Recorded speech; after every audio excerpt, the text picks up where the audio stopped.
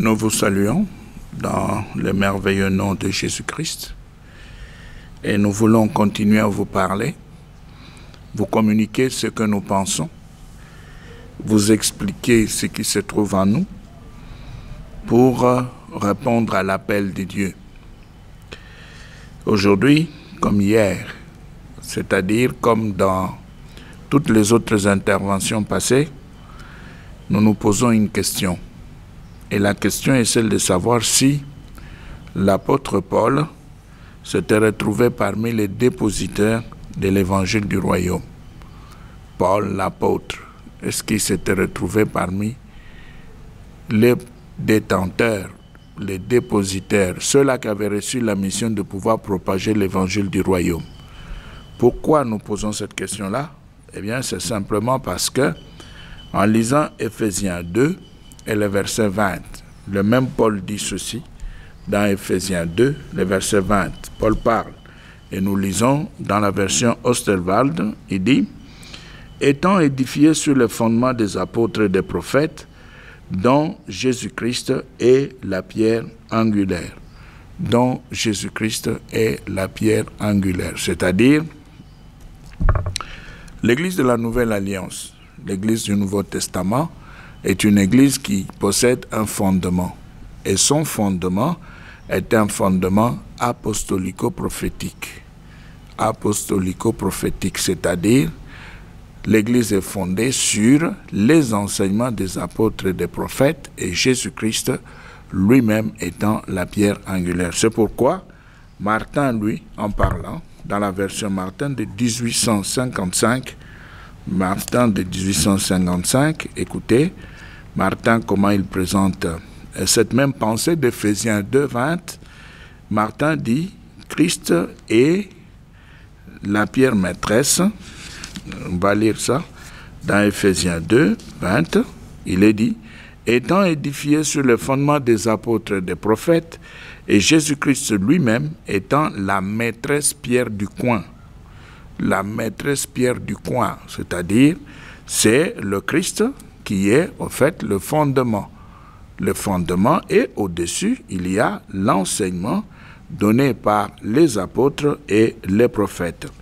Apôtres et prophètes, maintenant, parmi les apôtres, la question que nous nous posons est celle de savoir si l'apôtre Paul, qui est aujourd'hui considéré comme étant l'apôtre des nations, l'apôtre des gentils, l'apôtre des non-juifs, nous nous posons la question de savoir si, effectivement, Paul s'était retrouvé parmi les apôtres qui fondent ou qui peuvent fonder ou qui sont considérés comme la fondation de l'Église de la Nouvelle Alliance.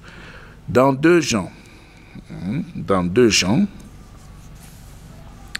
seconde épître de Jean, les versets 8 et 9, nous lisons dans la version Martin, il est dit « Prenez garde à vous-même afin que nous ne perdions point ce que nous avons fait, mais que nous en recevions une pleine récompense. » 9.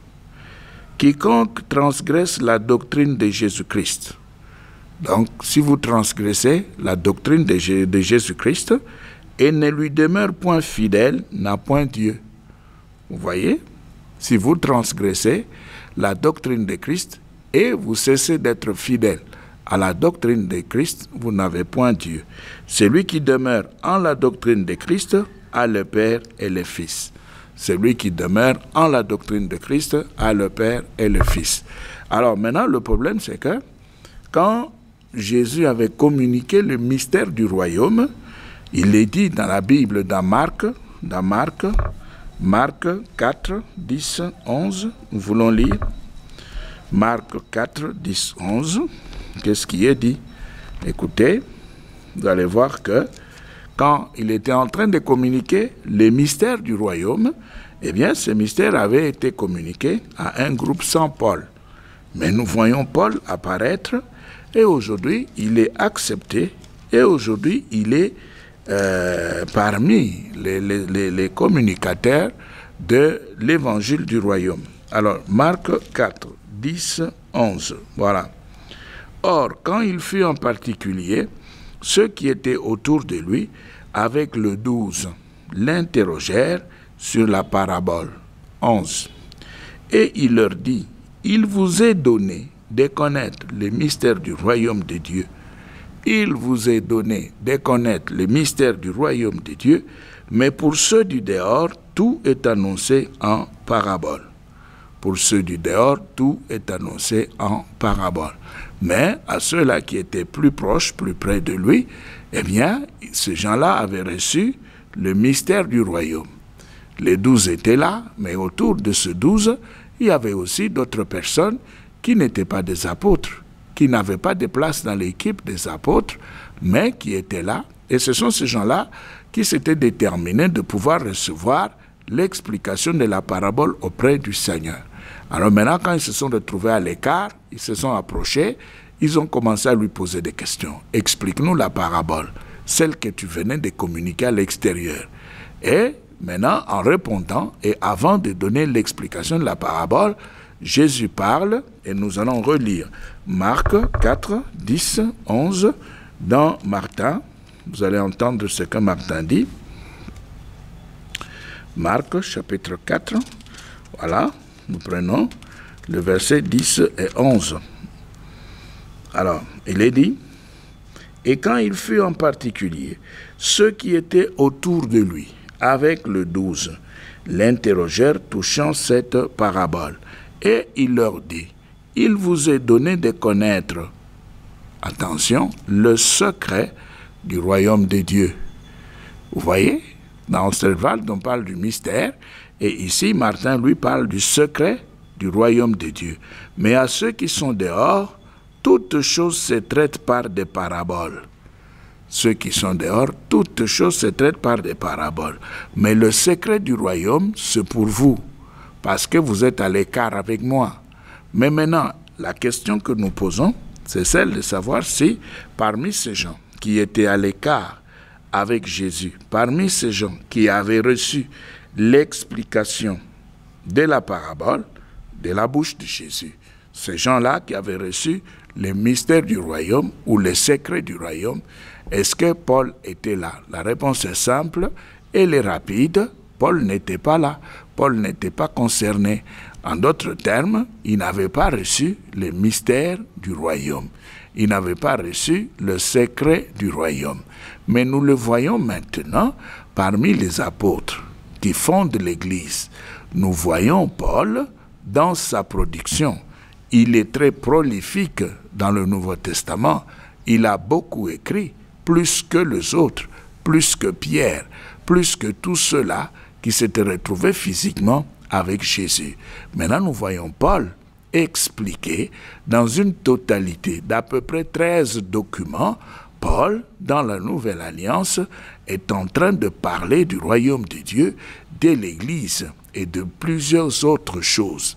Il évoque, il exploite plusieurs autres thèmes dans sa littérature, dans ses écrits, dans sa présentation de la parole de Dieu. Alors qu'en réalité, Paul ne s'était pas retrouvé parmi les 12. Alors, qu'est-ce qui lui donne assez de force? Maintenant, nous allons voir le secret de Paul dans 1 Corinthiens au chapitre 15. Voilà. Nous lisons le verset. 1 Corinthiens 15, nous lisons le verset 6 jusqu'à 8. Alors, il dit ceci lui-même. Depuis, il a été vu de plus de 500 frères à une fois, dont plusieurs sont encore vivants et quelques-uns sont morts. Il parle ici de la résurrection de Jésus et de ses apparitions. Parce qu'il ne fallait pas seulement rester avec la résurrection, avec l'histoire de la résurrection, mais il fallait avoir et l'histoire de la résurrection et l'histoire des apparitions. Alors Paul dit ceci, on peut même commencer au verset 3. Car avant toute chose, 1 Corinthiens 15 à partir de 3, car avant toute chose, je vous ai donné ce que j'avais aussi reçu, savoir que Christ est mort pour nos péchés selon les Écritures, et qu'il a été enseveli, qu'il est ressuscité le 3e jour selon les Écritures. Verset 5, et qu'il a été vu de ses faces et ensuite de 12. Là, ce sont les apparitions. Au verset 6, Paul dit, « Depuis, il a été vu de plus de 500 frères à une fois, dont plusieurs sont encore vivants et quelques-uns sont morts. » Verset 7, « Ensuite, il a été vu de Jacques, et puis de tous les apôtres. » Maintenant, le verset 8, 1 Corinthiens 15, 8, Paul dit, « Et après tous, il a été vu aussi de moi comme d'un avorton. » Il a aussi été vu de moi comme d'un avorton. Ça veut dire qu'il m'est aussi apparu, ça veut dire que je l'ai aussi vu comme les autres, mais il m'est apparu comme apparaissant à un prématuré. Avorton, prématuré. Avorton, nom qui est rattaché aux avortements. C'est comme un prématuré. Alors maintenant, pourquoi est-ce que Paul se considère ici comme étant un avorton? Eh bien, il se considère comme étant un avorton parce que Paul n'avait pas fréquenté le Seigneur pendant les jours de sa chair sur la terre. Et même quand le Seigneur était en train de communiquer le secret du royaume de Dieu aux apôtres et à tous ceux-là qui les fréquentaient, qui étaient avec les apôtres, Paul n'était pas là. Il n'était pas là physiquement. Et nous ne pouvons pas non plus dire qu'il était là spirituellement, non. Nous ne pouvons pas dire ça. Nous ne pouvons pas dire qu'il s'était retrouvé parmi les apôtres. Il était avec les apôtres sur le plan spirituel, non. Nous n'avons rien pour affirmer cela. Mais nous voulons tout simplement dire que Paul n'était pas là quand Jésus était en train de communiquer le secret du royaume de Dieu, le mystère du royaume de Dieu. Dans Marc 4, le verset 11, Jésus est clair, il dit, « À vous, on vous a communiqué, on vous a donné le secret ou le mystère du royaume de Dieu. » Paul n'était pas là. Mais maintenant, qu'est-ce qui va mettre Paul ou lui donner une bonne place parmi les apôtres qui fondent l'Église de la Nouvelle Alliance? Eh bien, ce sont les apparitions. Paul a vu le Seigneur lui est apparu. Non seulement sur le chemin de Damas, il avait vu une grande lumière et il s'était écroulé, mais ici, il va voir le Seigneur comme à l'avorton. Alors, si nous rentrons un peu dans les livres des Actes des Apôtres,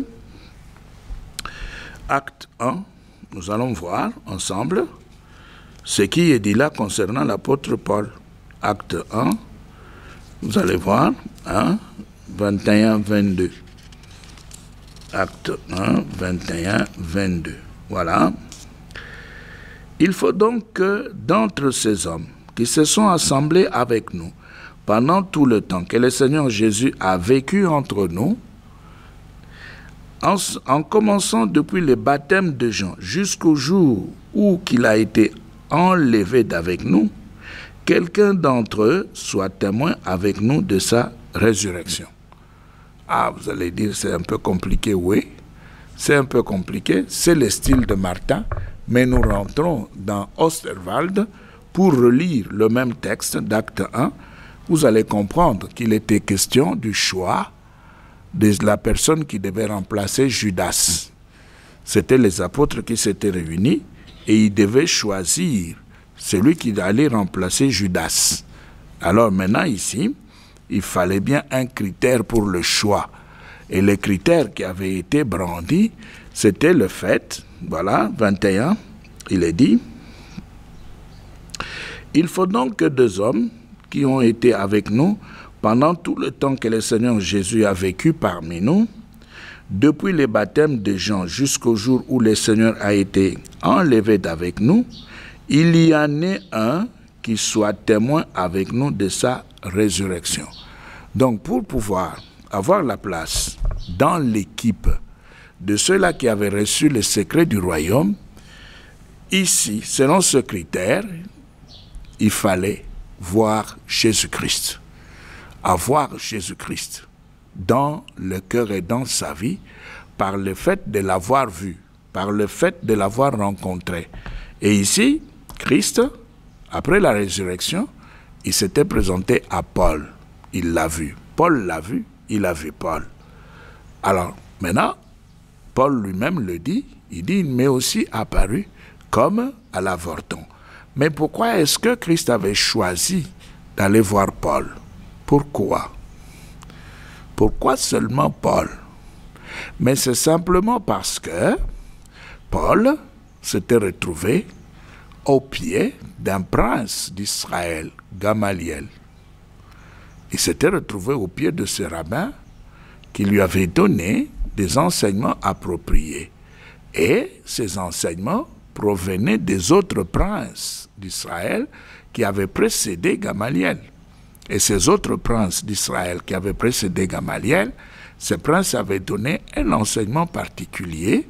Ils avaient communiqué l'enseignement aux autres. Et c'est pourquoi dans cette lignée, on trouve Shamaï, on trouve Hillel, et Gamaliel était descendant d'Hillel. Vous voyez? Et Paul s'était retrouvé au pied de Gamaliel pour pouvoir apprendre la parole de Dieu. Et Gamaliel lui avait communiqué le secret de la parole de Dieu, le secret du royaume. Mais maintenant, quand Christ va faire des apparitions après sa résurrection, maintenant, l'Esprit va pouvoir conduire Christ, qui connaissait tout, qui voyait tout, qui était dans le plan de Dieu, jusque là où se trouvait Paul. Et Paul va aussi le voir. Il est apparu à 500, il est apparu à Pierre, il est apparu aux autres, et puis Paul le voit. Et Paul lui-même le dit, c'est comme à l'avorton. C'est comme à l'avorton, c'est-à-dire comme une personne prématurée, une personne qui n'attendait pas cette apparition, une personne qui ne pouvait pas être visitée. Maintenant, il voit seulement Christ apparaître. Et quand il le voit, eh bien, il comprend le fait que, par sa présence, par l'apparition, après la résurrection, il était ainsi enrôlé pour pouvoir se retrouver dans l'équipe de ceux-là qui pouvaient détenir le secret ou le mystère du royaume de Dieu. Alors, nous continuons la lecture. Et si nous allons dans 1 Corinthiens chapitre 9, 1 Corinthiens 9, nous allons voir encore quelque chose d'autre en rapport avec Paul. Et vous allez voir pourquoi il se retrouvait parmi les détenteurs du secret ou du mystère du royaume de Dieu. Ne suis-je pas apôtre? Voilà la question qu'il pose. Ne suis-je pas apôtre? Ça ne suffit pas. Il le dit lui-même, il le sait, que ce n'est pas le fait de pouvoir dire aux gens qu'il était apôtre qui suffisait pour que on puisse être considéré comme détenteur ou dépositaire de l'évangile, de la prédication de l'évangile. Non, il fallait voir le ressuscité. Alors il dit, ne suis-je pas apôtre? Ne suis-je pas libre? N'ai-je pas vu Jésus-Christ notre Seigneur? Voilà la question qu'il pose. Parce qu'il avait aussi vécu la résurrection, une des apparitions. Une des apparitions lui avait été réservée par le Seigneur lui-même dans sa souveraineté. Le même esprit qui l'avait conduit auprès de Gamaliel, c'est le même esprit qui va l'aider aussi à voir Jésus-Christ. Et c'est pourquoi il pose cette question-là. Ne suis-je pas libre? N'ai-je pas vu Jésus-Christ notre Seigneur? N'êtes-vous pas mon œuvre dans le Seigneur? Voilà. Pourquoi il pose toutes ces questions? Il pose ces questions parce qu'il ne s'était pas retrouvé parmi les 12. Il n'avait pas connu le Seigneur dans la chair. Alors, quelque part, les gens pouvaient toujours, d'une manière ou d'une autre, le contester. Alors maintenant, il devait présenter les preuves de son apostolat. Et c'est ce qu'il dit là, et il pose ces questions à ceux-là qui étaient prêts à pouvoir le contester. Il pose des questions, il veut que ces gens-là puissent répondre. Dans Actes des Apôtres, au chapitre 22, nous prenons Actes des Apôtres, chapitre 22, vous allez voir que l'apôtre Paul a droit de pouvoir se retrouver, bien entendu, au milieu des dépositaires de l'évangile du royaume. Et quand il nous parle, nous devons considérer ce qu'il dit comme étant une parole apostolique. Quand il donne des instructions, quand il donne des leçons, nous devons recevoir ces leçons parce que Jésus s'était déterminé de visiter Paul. Alors, dans Acte 22, versets 3 et 4, Paul dit ceci: « Je suis juif, né à Tarse, en Cilicie, mais j'ai été élevé dans cette ville, au pied de Gamaliel, et instruit avec rigueur dans la loi de nos pères, étant zélés pour Dieu comme vous l'êtes tous aujourd'hui. Paul ajoute au verset 4, il dit « J'ai persécuté à mort cette doctrine, liant et mettant dans les prisons tant les hommes que les femmes. » Vous voyez, il a persécuté la doctrine à laquelle il venait maintenant d'appartenir, c'est-à-dire la doctrine chrétienne, l'enseignement de Christ. Paul n'était pas d'accord. Paul estimait que tout ce qu'il avait appris de la part de Gamaliel, c'était suffisant. C'était ça la parole de Dieu. Il n'y avait rien d'autre. Mais il avait oublié une chose, les mystères du royaume se trouvaient en Jésus-Christ. Parce que Jésus était lui-même le mystère. Et il avait le mystère. Maintenant, tous ceux-là qui étaient avec lui avaient reçu le mystère du royaume de Dieu, le secret du royaume de Dieu. Maintenant, Paul parle parce qu'il venait aussi d'être visité. Et maintenant, quand il parle, il veut faire voir que lui aussi, il a vu le Seigneur, il a vu le ressuscité et qu'il est devenu le dépositaire de la prédication de l'évangile du royaume. Dans 1 Timothée 1, nous prenons 1 Timothée 1 et là, nous allons voir encore quelque chose qui va nous aider à pouvoir mieux comprendre le choix de Paul.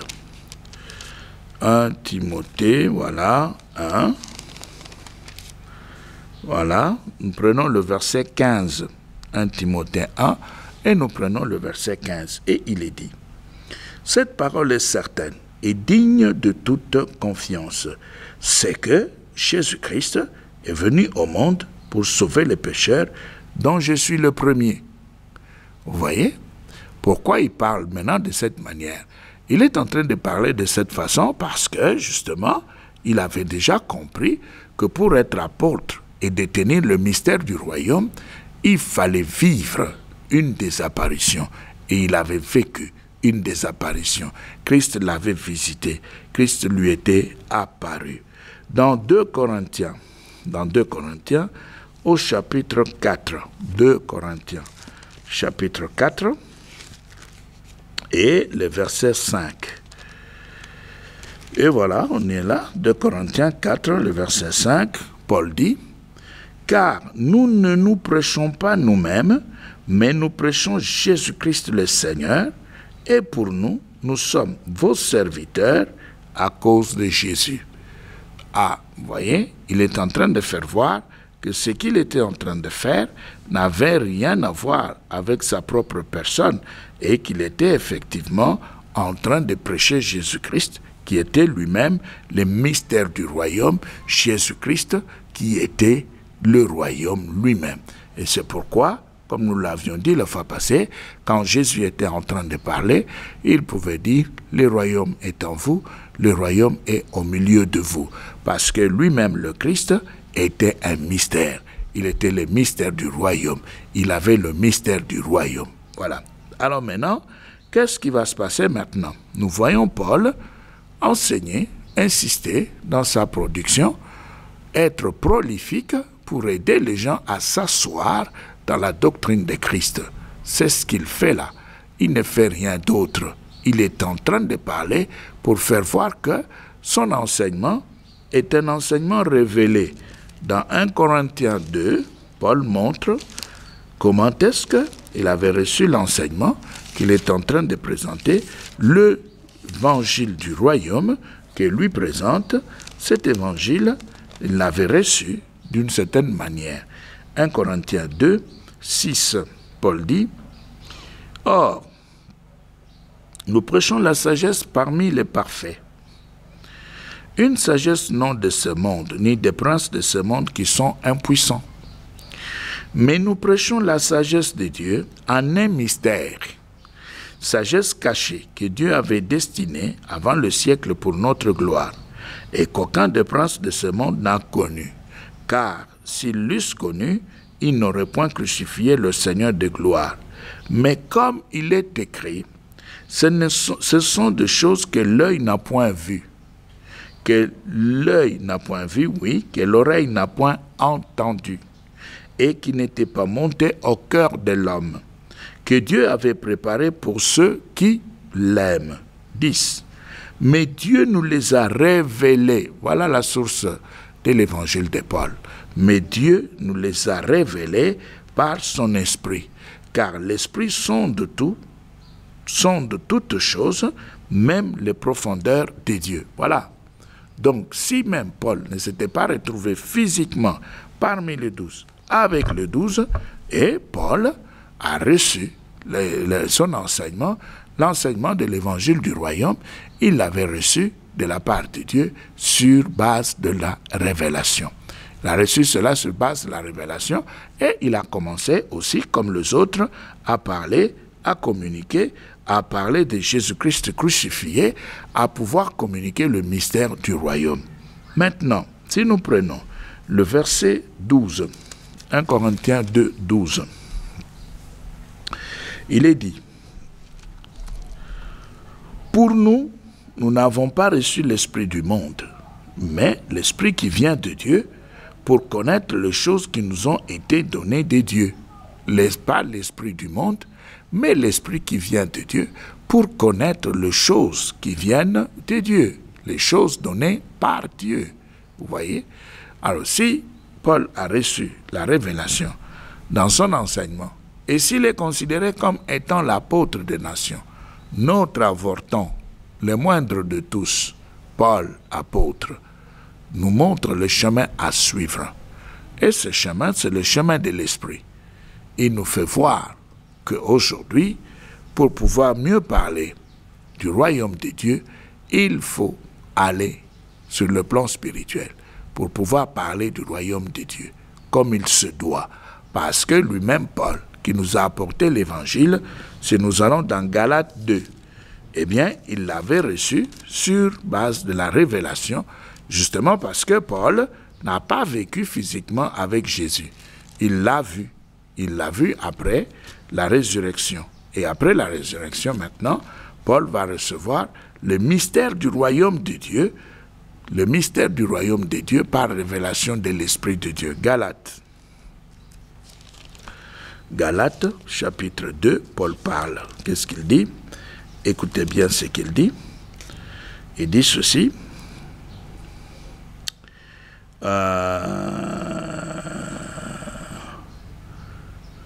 Nous prenons le verset intéressant. Au lieu que nous puissions tout lire, nous allons prendre le verset qui nous concerne afin d'aller vite.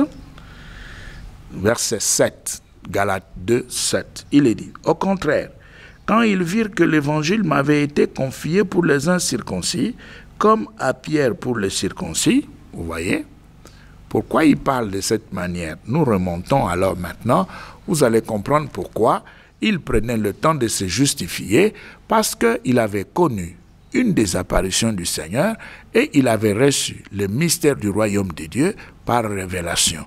Maintenant, il s'était retrouvé devant les gens qui avaient marché avec Christ, qui avaient reçu le mystère du royaume de Dieu de la bouche directe de Jésus-Christ. Mais Paul, lui, va recevoir la connaissance du mystère du royaume de Dieu en passant par l'Esprit.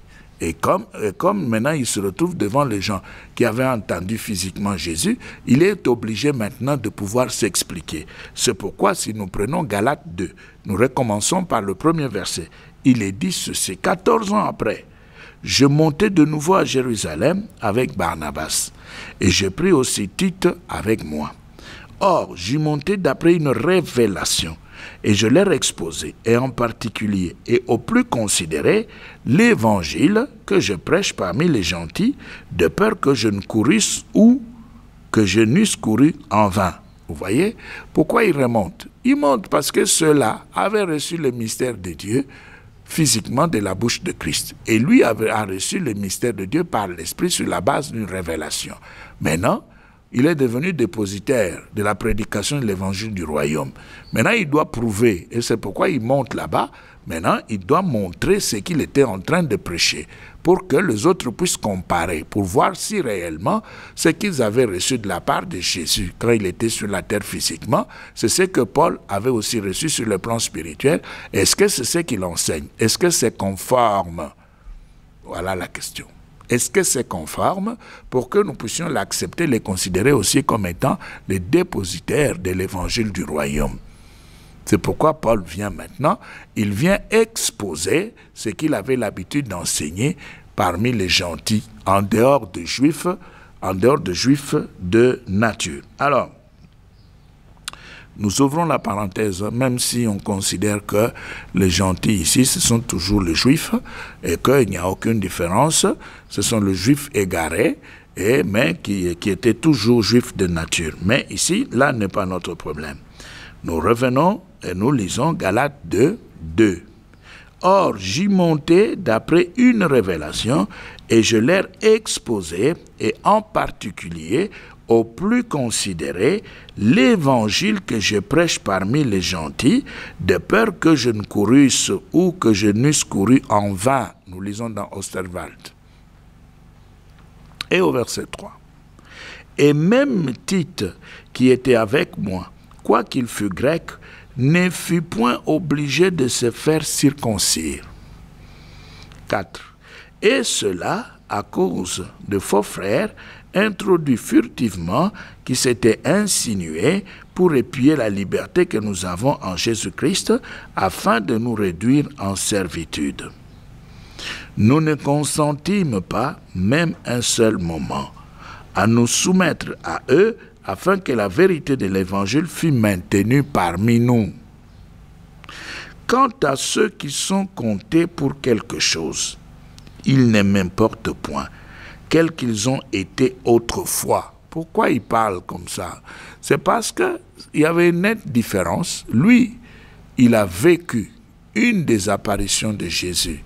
Il a reçu le mystère du royaume de Dieu sur la base de la révélation de l'Esprit, alors que les autres avaient reçu la connaissance du mystère du royaume de Dieu par la bouche de Jésus-Christ quand il était encore dans la chair sur la terre.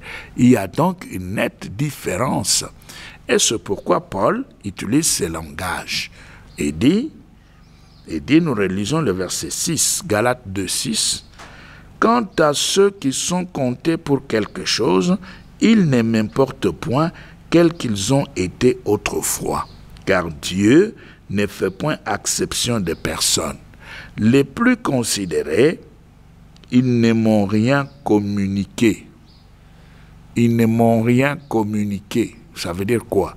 Ça veut dire que Paul, qui avait reçu la révélation du mystère du royaume de Dieu, par révélation de l'Esprit, veut nous faire voir que quand il a rencontré les apôtres qui avaient été avec Jésus, dans le cadre de Marc 4, 11, il va maintenant exposer l'évangile qu'il était en train de prêcher parmi les gentils, parmi les nations. Maintenant, quand on fait la comparaison, les plus considérés ont estimé et ont trouvé que ce que Paul était en train d'enseigner était conforme à ce qu'ils avaient reçu. Et c'est pourquoi il le dit ici. Ils ne m'ont rien communiqué. Ça veut dire qu'ils ne m'ont rien donné, ils n'ont rien ajouté, ils ont laissé mon enseignement comme tel parce que c'était conforme à ce que j'étais en train d'enseigner. Au contraire, verset 7, « Quand ils virent que l'évangile m'avait été confié pour les incirconcis, vous voyez maintenant, ça veut dire que Paul, qui avait reçu la révélation de l'Esprit, est allé auprès de ceux-là qui étaient avec Jésus.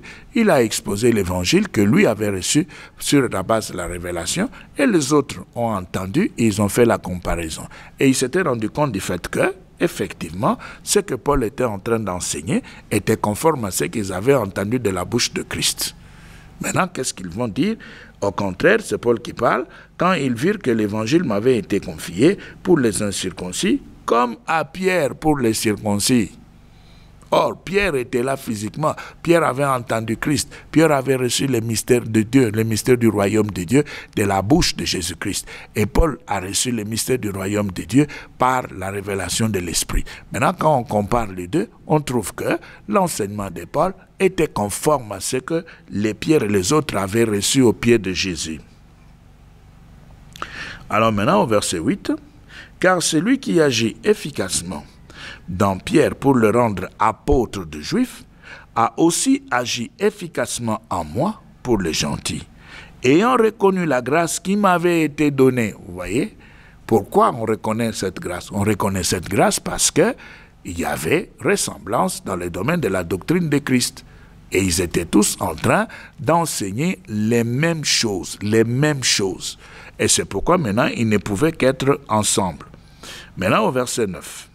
Jacques, Céphas et Jean, qui sont regardés comme des colonnes, me donnèrent à moi et à Barnabas la main d'association, afin que nous allassions nous vers les gentils et eux vers les circoncis. Voilà. Vous voyez pourquoi Paul se retrouve parmi les dépositaires de l'évangile du royaume. Les dépositaires de l'évangile du royaume. Mais ce que nous voyons aujourd'hui et ce que nous vivons aujourd'hui, il y a des gens qui croient être enseignants, mais qui n'enseignent rien. Il y a des gens qui parlent pour pouvoir nous étonner, pour pouvoir faire voir qu'ils savent comment parler. Mais ici, le problème, c'est la communication, le transfert du mystère du royaume de Dieu. Et Paul, l'apôtre qu'il avait reçu sur la base de la révélation, est rentré et a fait la comparaison. Et par la comparaison, on a trouvé que ce qu'il faisait était conforme à ce que Christ avait enseigné, était dans la doctrine de Christ. Paul ne s'était pas éloigné de la doctrine de Christ. Et c'est pourquoi nous disons que tous ceux-là qui s'éloignent de la doctrine de Christ, ils sont en train de transgresser la doctrine de Christ. Et si vous transgressez la doctrine de Christ, vous êtes alors très loin, vous n'avez pas Dieu et vous n'êtes pas qualifié pour pouvoir prêcher l'évangile du royaume. Il n'y a que les apôtres avec Paul qui sont dépositaires de la prédication de l'évangile du royaume. Que Dieu vous bénisse.